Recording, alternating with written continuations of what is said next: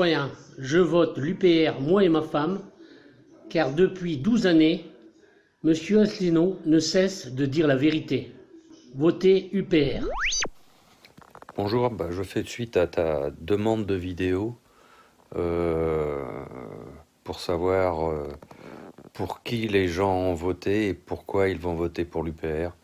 Eh bien moi c'est simple, je n'ai pas voté aux dernières présidentielles parce que je n'étais pas en France, j'étais trop loin pour... j'étais en expatriation encore à ce moment-là, à l'autre bout de la terre, et c'était un peu compliqué, donc je ne suis pas allé voter. Mais si j'étais allé voter, j'aurais voté pour Macron. Ouais, alors quand j'y pense aujourd'hui, ça me donne des frissons à moi-même.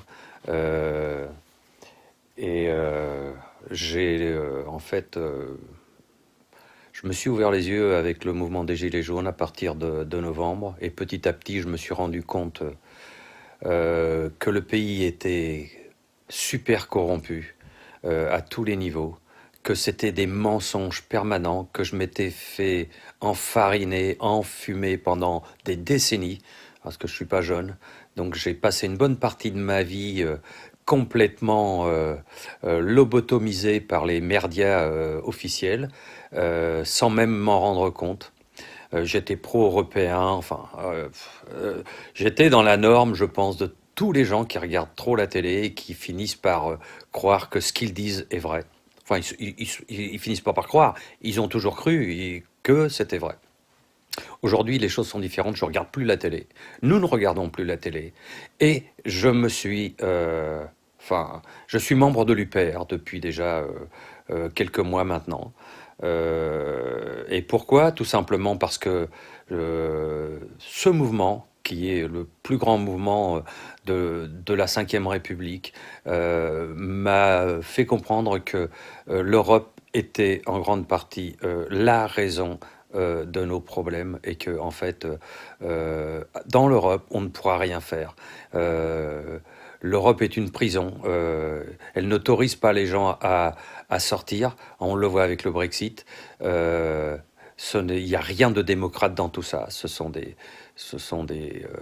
dictateurs, hein, tous. Hein, et donc voilà. Donc je veux sortir de ça, retrouver notre indépendance, notre indépendance monétaire, notre indépendance fiscale, notre indépendance tout court, retrouver la grandeur de la France, retrouver ce que j'ai connu quand j'étais plus jeune, jusqu'à l'arrivée de l'euro, hein, où d'un seul coup, en une journée, mon caddie a pris 30 euros, 30%. Pas 30 euros, 30% de hausse des prix, malgré ce qu'ils disaient à l'époque. Hein, non, il y avait pas d'augmentation, mensonge déjà à l'époque. Donc voilà quoi, voilà, je veux sortir de l'OTAN, je veux revenir à ma monnaie, celle que j'ai connue une bonne partie de ma vie, et où on vivait beaucoup mieux qu'aujourd'hui. Et là, il n'y a pas de doute, hein, on nous vole l'argent de la France, on nous en restitue qu'une partie, et tout ça pour rien, hein, pour uniquement enrichir quelques oligarques mondiaux, parce qu'ils ne sont pas uniquement européens, on n'est pas dupes. Donc voilà, UPR pour toutes ces raisons-là. Allez, bon courage à toi.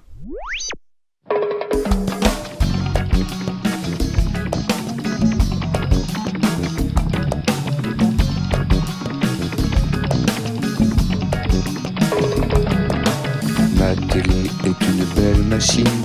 Ma télé, une belle machine à laver. La télé, laver la pensée afin qu'on extermine la pensée par la télé. Toute envie même d'en parler. Allô? Hein? Ah bah non, on peut plus écouter. Même si tu es puissant, de ton petit peu d'argent, la mode et le gouvernement t'exposent à tous les tourments. La fin du mois arrivant, te revoilà impuissant. Et si tu n'as plus talent, tu t'en prends plein les dents. C'est très important, c'est très important. Je sais que d'habitude, il y en a qui votent plus, il y en a qui votent blanc, votent etc. Cette fois, va falloir essayer de faire un coup politique, hein, parce que on fait pas de politique habituellement, mais là on va en faire un. On va en faire un. Bon, moi, je vous donnerai pas de consigne de vote, mais vous savez ce que vous avez à faire. Vous savez ce que vous avez à faire. Il y a un seul candidat, donc avec sa liste, etc., qui propose de sortir de l'Union européenne. Vous voyez bien dans quelle situation on est. On est dans une situation dictatoriale créée par l'Union européenne. C'est elle qui nous fait des directives, c'est elle qui dirige Macron avec le monde financier. Vous voyez bien que cette dictature, on voit bien ce qui se passe quand même en Angleterre, où le Brexit, le vote des citoyens par référendum n'est pas respecté par le Parlement, hein, par l'Union européenne aussi. Donc vous voyez bien qu'on est dans un État dictatorial, dans un territoire dictatorial européen. Donc si vous voulez en sortir, il y a un seul candidat qui propose d'en sortir. Il y a un seul candidat qui propose d'en sortir. Donc après, c'est chacun doit faire selon sa conscience. Mais moi, je vous dis, puisque après tout, il faut s'engager jusqu'au bout. Moi, je vous dis pour qui je vais voter. Je vais voter pour Monsieur Asselineau. Voilà. Et je le dis clairement. Je ne le connais pas, je lui ai jamais parlé, je l'ai jamais rencontré, mais c'est pas du tout une consigne de vote, je fais pas du tout de politique, mais j'ai regardé son programme. Le seul qui est capable de nous sortir de là, c'est lui. Donc aux européennes, moi je vais voter, comme d'ailleurs les gens de mon groupe autour de moi vont voter Asselineau. Voilà. Après, vous faites ce que vous voulez. Hein, mais les partis traditionnels, c'est terminé pour nous. Nous, on a réfléchi, discuté ensemble, on a regardé les programmes. Il n'y a que Monsieur Asselineau qui propose le Frexit. Et moi, je suis pour le Frexit. Voilà. Donc moi, je le dis. Après, vous faites ce que vous voulez. Je souhaite, moi, en tout cas, voter pour Monsieur Asselineau pour qu'on envoie à l'Union européenne une vraie force d'opposition. Voilà, qui nous ressemble et qui n'a pas envie, de se laisser faire par l'Union européenne. Voilà. Donc, comme il y a des gens qui me le demandent, je vous le dis, je suis assez transparente là-dessus. Je vote Asselineau, je me suis inscrite sur la liste électorale parce que j'avais déménagé, bien sûr. Donc, je me suis inscrite sur la liste électorale, je suis prête, il y a un seul tour. C'est pas comme les élections présidentielles ou tout ça. Il y a un seul tour, donc c'est un seul dimanche, le 26 mai, et il faut y aller, il faut montrer, si on veut plus de démocratie, alors qu'il y en a plus, il faut aller montrer à Macron qu'on n'est pas prêt à se laisser faire et qu'on va aller voter pour ses opposants. Voilà. Moi, après, vous choisissez qui vous voulez. Moi, j'ai plus confiance en personne. C'est Asselineau que j'ai choisi. Voilà. C'est à partir du moment où je prends conscience que je suis dans une dictature, mon premier réflexe, ou dans une organisation politique qui a un fonctionnement sectaire, mon premier réflexe, c'est de me mettre en sécurité et d'en sortir. C'est la raison pour laquelle je trouve que la liste de Ensemble pour le Frexit que propose François Asselineau est d'une extrême cohérence, d'autant qu'il dit la même chose depuis 12 ans. Je trouve vraiment, et je vais être vraiment modéré dans mes propos, vraiment étrange, vraiment toutes ces personnes, tous ces hommes politiques, tous ces leaders, tous ces partis politiques qui reconnaissent éventuellement que l'Union européenne n'a pas un fonctionnement démocratique, mais qui veulent y rester, je trouve c'est quand même un peu... Je me demande... J'aime bien les mots, en tout cas j'essaye de trouver le mot le plus vrai, le plus juste par rapport à ma pensée. Et le mot qui me vient, je me demande si c'est pas un peu pervers. Si les mots ont un sens, à partir du moment où l'Union européenne nous impose des politiques que nous ne voulons pas, moi j'appelle ça être mis sous tutelle. Comme si j'étais handicapé, qu'il y ait un tuteur ou une association qui décide pour moi de ce que je dois faire, de l'essentiel de mes choix. C'est une perte, ce serait, à titre individuel, quand un individu est placé sous tutelle, c'est une perte grave de sa liberté. Et sauf des cas vraiment très particuliers, c'est inacceptable. Et nous l'acceptons au niveau collectif. Il y a quelque chose, je crois, sur lequel nous devrions réfléchir. Et je ne vois aucune raison rationnelle à ce que nous acceptions que la France reste sous tutelle. Je ne vois aucune raison rationnelle à ce que nous accepterions que la France reste prisonnière de l'Union européenne. Je ne vois aucune raison rationnelle à ce que la France refuse collectivement de reprendre son destin en main, de reprendre sa liberté, puisque c'est de ça qu'il s'agit. Bonjour, je m'appelle Sébastien, j'ai 43 ans et ça fait quelques années que je suis adhérent UPR pour la bonne et simple raison que j'ai eu par le biais d'une expérience professionnelle j'ai fait la mauvaise découverte que l'Europe finançait les pays de l'Est au détriment des Français. Donc, j'ai travaillé pour une entreprise polonaise qui touchait 8 millions d'euros par an de subventions pour son siège social à Cracovie. Et ensuite venait concurrencer les Français sur leur secteur. On contribue très largement au développement économique de la Pologne, mais comme la Hongrie, comme la Roumanie, comme beaucoup de pays, où les salariés sont exploités d'ailleurs. Et en fait, ces gens-là viennent nous concurrencer après. Donc moi, depuis 2010, je suis un fervent adhérent et un fervent militant de l'UPR. Voilà. Donc je remercie François Asselineau pour sa détermination et son courage. Tout ce qu'il nous dit aujourd'hui s'avère vrai quelques mois après. C'est très simple, il suffit de lire les Gopé et effectivement, on comprend que nous sommes dans un carcan qui au fur et à mesure grignote la technique du salami, tranche par tranche, notre démocratie, notre liberté et nos intérêts. Voilà, donc votez UPR s'il vous plaît, faites quelque chose pour notre pays et notre patrie et nos enfants. Voilà, à bientôt. Bonjour, alors je voudrais vous expliquer pourquoi je vais voter Asselineau. Mais avant, j'aimerais pointer quelque chose qu'on pointe pas souvent. Je pense qu'il est intéressant. Si on en est là où on en est aujourd'hui, qu'on n'arrive pas à se sortir des chaînes médiatiques, des chaînes de la propagande, c'est en partie parce que le capitalisme a créé en nous un éternel enfant. Je m'explique. Tout le monde a eu des enfants, on connaît, et voit comment ils sont victimes de la consommation. L'état enfantin est un état désireux. On produit du désir et on produit donc de la consommation. D'où l'intérêt pour le système d'avoir perpétuellement des grands enfants. Donc le vote Asselineau Frexit, ça va au-delà de la simple sortie de l'Europe, c'est aussi la libération mentale. La libération de ce papa et de cette maman virtuelle qui n'existe pas en fait. Et qui chaque jour nous dit quoi manger, qui admirer, quel film regarder, quelle musique écouter, quoi penser, que penser des femmes, que penser des hommes, que penser des méchants racistes, que penser de ceci, que penser de cela. Toute la journée on nous dit ce qu'il faut qu'on fasse. Et le Frexit, c'est vraiment aller à contre-courant de tout ça. C'est dire stop, on arrête. On veut récupérer notre liberté collective, mais aussi individuelle. De pouvoir tout simplement penser. Tout simplement penser. Chose à laquelle beaucoup de gens abandonnent, parce que c'est trop compliqué de défendre des idées différentes. On se fait tout de suite... on nous regarde du coin de l'œil, on se dit du bizarre. On est vraiment dans un climat étrange.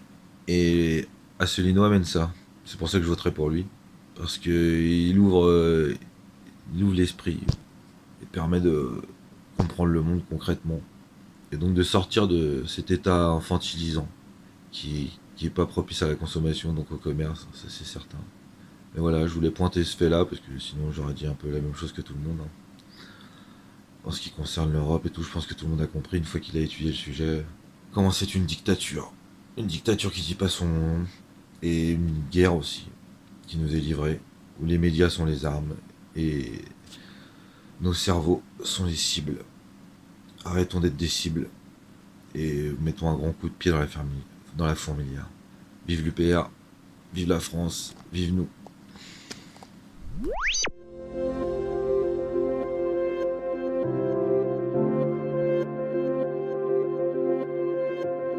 Je suis maître de conférences universitaires, docteur en intelligence artificielle, et mes travaux de recherche portent sur l'intégration de l'éthique et de la morale dans les développements d'intelligence artificielle. On sait tous que la société est malade. Il faut en faire le bon diagnostic avant de proposer le remède. Il faut se poser la question de savoir si la cause principale de la situation actuelle provient ou pas de l'Union européenne. D'ailleurs, personne, quasiment personne ne s'intéresse à l'Union européenne. Personne, ou quasiment personne, ne connaît le contenu des traités européens. Le seul candidat qui, me semble-t-il, a fait un diagnostic détaillé de la situation actuelle, c'est François Asselineau. Il faut savoir qu'il a fait un travail titanesque d'analyse précise, détaillée de la construction européenne, du contenu des traités européens. Il faut savoir que François Asselineau connaît par cœur l'histoire de la construction européenne et il connaît sur le bout des doigts le contenu des traités. Et le travail qu'il a réalisé est en quelque sorte un compte-rendu précis et détaillé de son diagnostic. Et donc il permet à chacun, à partir du diagnostic qu'il a élaboré, d'adhérer ou pas aux remèdes qu'il propose. Il faut savoir que François Asselineau met à notre disposition une quantité importante de ressources. Il nous élève vers plus de connaissances et par l'intelligence permet à chacun de se rendre plus libre de son destin. Prenez un peu de votre temps et allez écouter ce qu'il a à dire. On est tous concernés parce que d'une certaine façon, tous les domaines sont touchés. La culture, l'éducation, les retraites, les services publics, la sécurité sociale. Pourquoi est-ce qu'aucun candidat n'accepte un débat avec François Asselineau? Quel autre candidat n'a jamais été contredit par tous les autres? Et puis pour finir, quel autre candidat qui depuis 10 ans, n'a jamais changé d'avis? Merci et votez François Asselineau.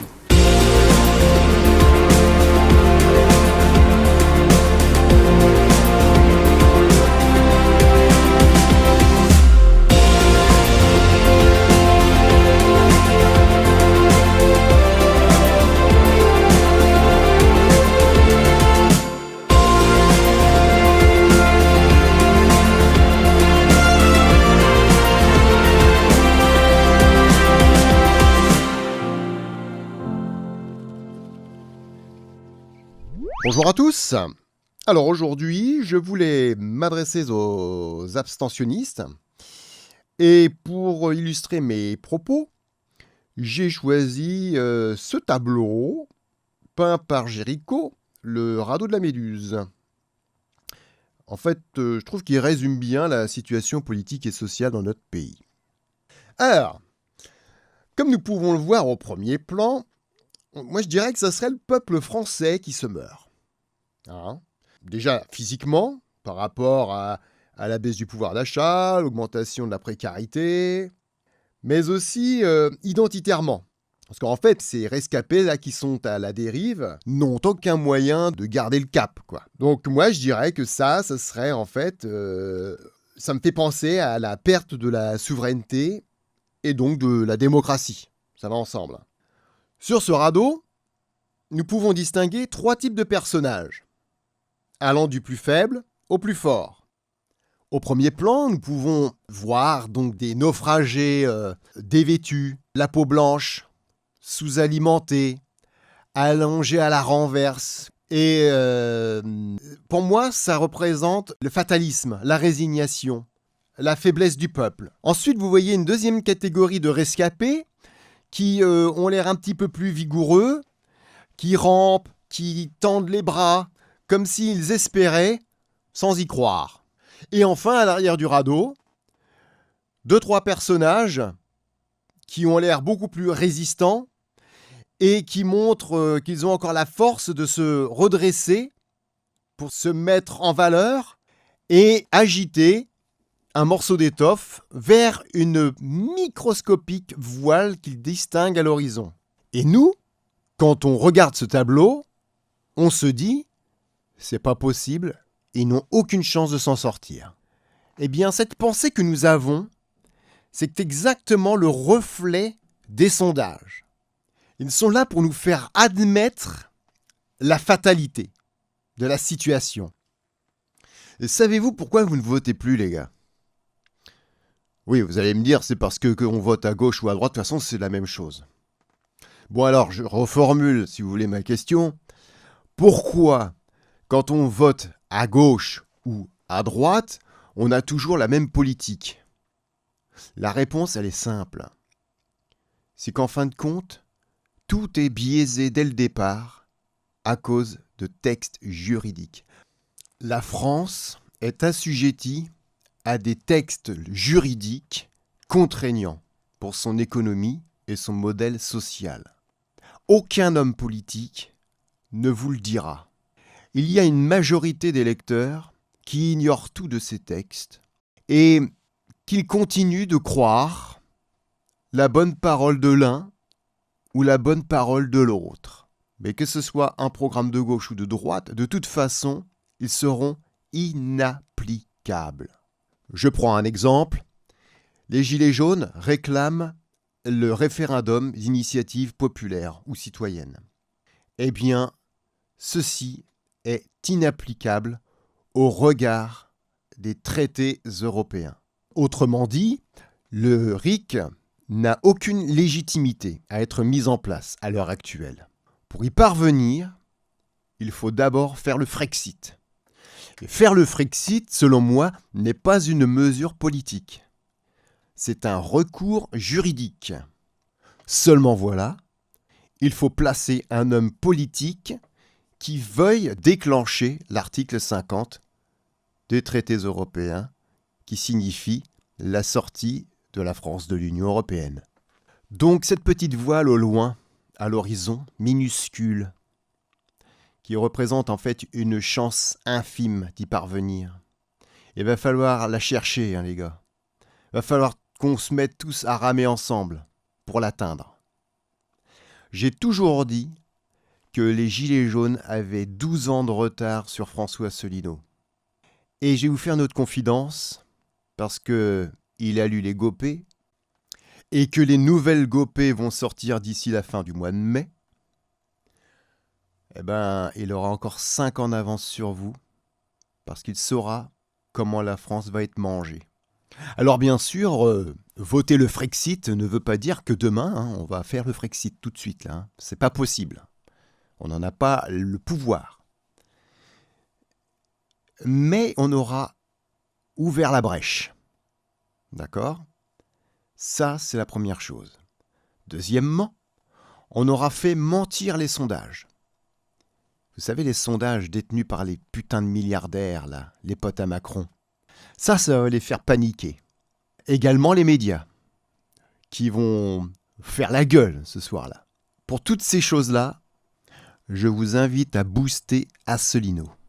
Et bien sûr, ensuite, va s'opérer une période de réinformation des Français endormis à l'aide des médias mainstream. Ils n'auront plus le choix que de le laisser parler, suivant le résultat de ces élections européennes. Voilà, je vous laisse sur ces dernières paroles. Quoique, une dernière petite chose, je tiens à rappeler qui a lancé la proposition de destitution de M. Macron. Eh bien, c'est François Asselineau. Et qui l'a suivi? Personne. Maintenant, c'est à vous de choisir. C'est ce qu'on demande d'un président de la République. C'est pas un mec qui lèche les couilles d'un banquier, mon pote. Ce qu'on demande du président de la République, c'est qu'il respecte le peuple. Qui met en avant ce que le peuple dicte, ce que le peuple demande. C'est simple. Et si vous ne savez pas qui est ce monsieur Asselineau, François Asselineau, ce formidable monsieur, bah allez vous renseigner, j'ai pas besoin de... Allez vous renseigner à toutes les vidéos qui sont là. Si vous êtes venu sur cette vidéo pour donner un avis vite fait d'une personne, voilà, c'est bien. Mais si vous ne connaissez pas encore la personne, que cette personne-là, c'est la personne, à mon avis, qui va créer la surprise. Qui va créer vraiment la surprise. Et en tout cas, je souhaite du bon courage à ce monsieur. Je voterai pour lui. J'inciterai tous mes amis, tous mes proches. Pas inciter, mais je vais leur expliquer comment fonctionne la politique, parce qu'il y a beaucoup de personnes lobotomisées qui ne comprennent rien à rien. Pour eux, ils gobent tout ce que BFM leur dit, ils gobent, donc voilà. Et ce monsieur connaît ses dossiers, connaît son travail, connaît ce qu'il a fait, il sait tout ce qu'il a fait. En vue même de son parcours professionnel, vous savez très bien que c'est pas un petit, vous savez très bien que il remplit tout. Bon, c'est bon, c'est fini. Que l'on soit musulman, juif, chrétien, athée, noir, blanc, jaune, etc., on est pour le vivre ensemble. C'est ça l'idée de la France. Et là, on l'a perdu depuis qu'on est rentré dans l'Union européenne. Donc il faut qu'on retrouve ça. Et vous avez un homme d'une grande sensibilité qui s'appelle François Asselineau. C'est un homme de cœur, je l'ai rencontré personnellement. C'est le seul d'ailleurs. Il faut savoir que ceux qui votent pour un autre parti que l'UPR encouragent les guerres illégales, que ce soit en Syrie, Mali, etc., où on ne fait qu'obéir aux Américains. C'est le seul homme politique qui parle de nos frères et sœurs au Yémen ou en Birmanie, etc. C'est un homme d'une grande intelligence. Donc vraiment, si vous avez des enfants, si vous aimez la France, si vous souhaitez qu'un jour la France soit de nouveau libre et qu'elle soit de nouveau grande et qu'elle porte de nouveau la voie de la liberté, de l'égalité et de la fraternité à travers le monde, sans être muselée par cette dictature européenne, il faut y croire, mes compatriotes français. Sortons de l'Union européenne, de l'euro et de l'OTAN et mettons le vote utile le 26 mai pour François Asselineau de l'UPR. Comme par la suite il y aura les municipales, pareil, il faut voter utile, il faudra voter UPR. Et pour les prochaines présidentielles, Inch'Allah, ça sera François Asselineau qui sera président de la France et qui pourra de nouveau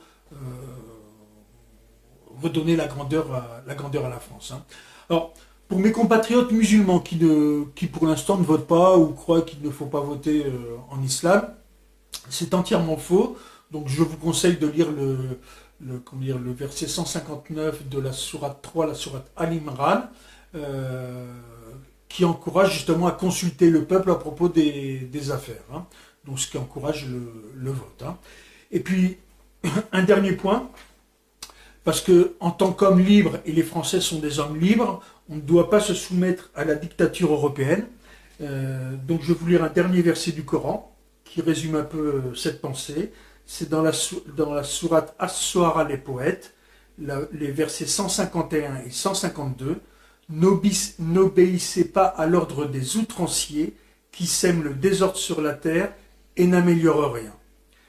Voilà mes frères et sœurs musulmans, mes frères et sœurs non musulmans, mes compatriotes français.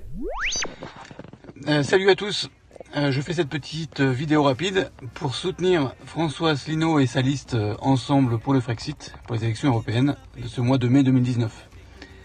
J'ai pendant des années milité, j'ai été je crois le numéro 350e adhérent à l'UPR aujourd'hui qui en compte près de 37 000, donc j'en suis assez fier. Mais bien sûr c'est fatigant, alors j'ai un petit peu jeté l'éponge, mais je soutiens bien sûr en tout cas la ligne politique du Frexit et celle de l'UPR. Voilà, donc j'invite mes amis, mes proches ou moins proches, mes collègues et autres, mes concitoyens, compatriotes, à faire de même. Il faut absolument que la France puisse sortir de l'Union européenne. Alors cette élection, il ne s'agit pas d'avoir un président de la République qui pourra demander la sortie de l'Union européenne, il s'agit d'avoir un eurodéputé pro-Frexit qui aurait une voix un petit peu dissonance dans cet hémicycle totalement acquise au lobby. Voilà, donc de mon côté, avec ma petite expérience au sein de l'UPR et à côtoyer François Asselineau, je garantis que c'est quelqu'un d'intègre et de sincère. C'est ce qui fait vraiment défaut cruellement dans la classe politique française, et pas que. Et c'est surtout quelqu'un aussi de très pointu, sérieux, rigoureux et clairvoyant.